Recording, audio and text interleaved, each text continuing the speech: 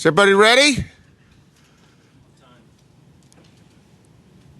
Let's go. You guys act like it's... Pick it up a little bit. Okay? Get your chin up.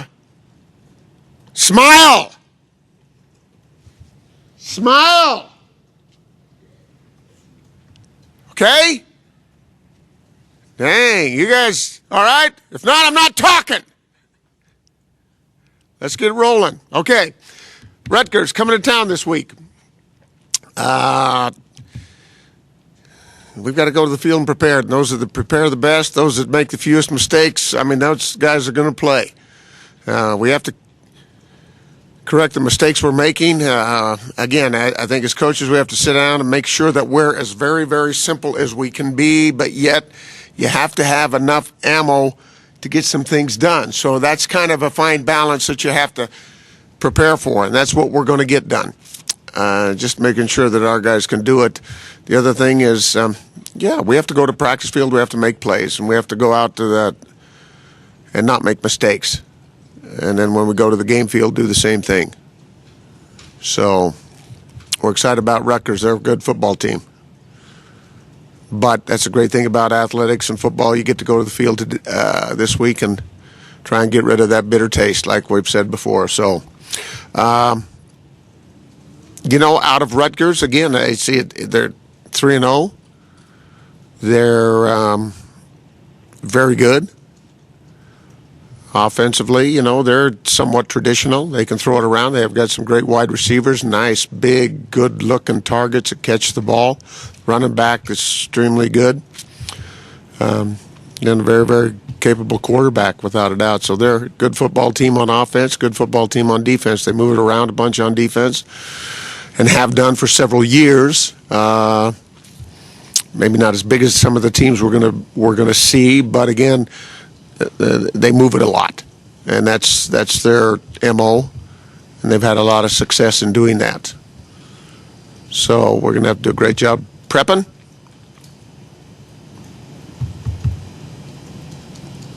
And questions?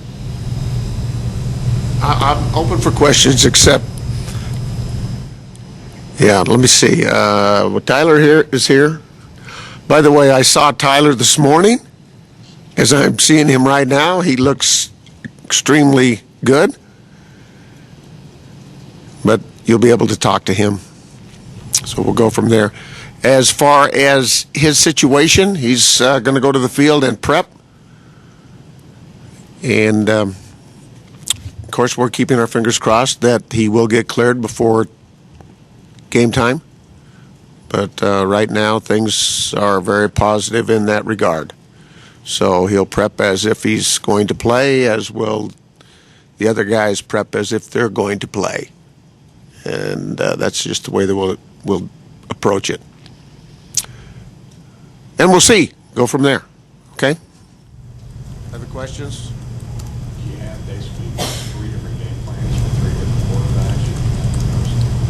No, you have to narrow it down a little bit. There's, again, Tyler's game plan. The only thing that may expand a little bit would be when Mitchell comes into the game, and then Mitchell, the game plan that can kind of fit those two guys is a game plan that we're not going to let him run a portion of that, if that makes sense, right? We're certainly not going to say, okay, he's going to go out there and run option and things like that, where they can do that. And vice versa, we might not, Brandon Allen would be in a situation that he can handle whatever it is we give Tyler as well on that end of the game plan. So you'd probably, this is the way we'd look at it, is you're going to have a game plan with a little extension on one end or a little extension on the other end that maybe not everybody would use. Does that make sense? Yeah. So.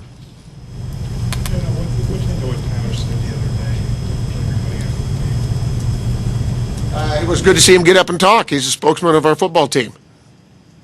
And I think he's saying nothing more than, we all have to be accountable. We all have to go to the field. We all have to get our jobs done. And that's something that we talked about, as a football team last night. We all have to be accountable. Let's go get it done. Playmakers make plays. How have the players responded to what he had to say? I didn't give him much of a chance to respond. We went out to the field and ran. But again, they're going to make sure that they're accountable. That's something that's been preached in this program since day one, and again, we're not doing anything other than we all just have to go get better. Nobody played in that game that didn't have a mistake. Nobody coached in that game that didn't have a mistake. Let's all go to the field and let's work at getting better. Obviously, he's one of the biggest. I mean, obviously, he's the biggest piece. But how do you keep the guys, or do you feel like the other day maybe they kind of feel like the whole season is riding on whether he plays or not, or each game depends on that? How do you keep from that happening? Well, the whole season riding on whether he plays or not, I don't know that is the case, and we can't allow that to be the case. We'd certainly more rather have him with us than not with us. But again, we have to approach it the way we approach it. We're going to go, we're going to work, we're going to get better from where we were. A good football team came in here, and we did do some good things. We made a lot of mistakes, though, too. I mean, you can't put the ball down that much. But from a defensive standpoint, you want to say, okay, guys, now look, they had 4 scores in the first half. 3 of them we gave them short field. They worked for 1. We can't afford to make the mistakes that we're making. And we're just not a good enough football team to do that.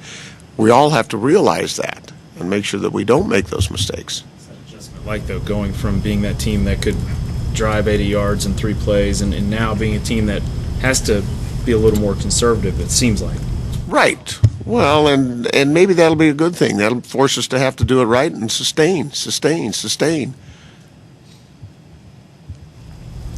John, you played Rutgers, I guess, when you were at Louisville, and then you were at Michigan State. What have you seen about the progression of their program maybe the last 10 years? Again, gosh, I remember Rutgers as being just horrible, years ago. And in the last few, again, we're talking 10 probably, they've built a major program. I know in going there, seeing their facility, they did as much as they can to upgrade that facility. I'm sure they've done things since I was there as well. But trying to play on campus, make things nice, keep those. And I think their philosophy was this, is, just in New Jersey as a state, they're saying that everybody's coming and taking our guys. So now they came in and their philosophy was, let's keep our guys at home and maybe go get some other guys to go with it. And I think they've had a lot of success in doing that. So, they're formidable. I mean, they can beat anybody. They're good. How alarming are the turnovers? I know you had 5 in the last game, but you still got, I think, 10 for the season. How alarming and how troubling is it? How quickly does that have to get corrected? Put a figure on how alarming they are. You're not going to win a football game with turnovers. You can't afford to turn it over. I mean, you turn it over 4 times against anybody, you're going to lose. You turn it over 5, you're going to lose. You turn it over more than that, you're going to lose. We can't afford to turn it over, period. So, very alarming, I guess. In the season where a lot of tough things have happened, is a turnover margin about the biggest problem, you think? I guess it's 9-2. Well, turnover margin is the one figure that you can take a look at and say, my gosh, an extra possession wins you a game against, a opposition that's about your caliber. So just take a look at it. If you're turning it over a lot more than you're getting it, then it's not good. Is it good for the SEC to have, with Alabama and LSU back up there, is it good for the SEC to have that kind of power at the top, or is that gap just a perception? Oh, I think it's good for the league, because again, I think anytime you have that, that power at the top, let's say, we all strive to get there. I think it makes us all better, the entire league. And I think throughout the country, you sell that and you say, do you want to play against the best? If these guys are truly the best, then, a lot of guys out there want to compete against the best. So that for us is a selling factor as well. I mean, do you want to play in this league or would you rather go play in some other league? This league is, they're real good. What do you do with a team to strive to, you get 2 losses, but you have all the goals to get them to get back together and strive to reach your goals? Well, there comes a point, too, that when you may have to readjust your goals, okay? Our goal is definitely to win a league championship. But we just have to get back on track with a win. So right now, kind of a readjusting everything is to get better, go to the field this week and get better, eliminate the mistakes, go to the field, make plays, and get a win. John, what is this time for you like personally, with the season not going as you envisioned and fans calling for your job and whatnot? I don't listen to that crap. I just focus on these guys and trying to do what we can do, what we have control of. So I don't worry about it. It's not going to be the first time, not going to be the last time, and I'm not going to say what they want. Internally, though, the pressure for you, I mean, when you signed back up, is there, obviously not now, you don't ever regret, but, 10 years from now, ever regret coming back for this? No. Thank you, Coach. Thank you all.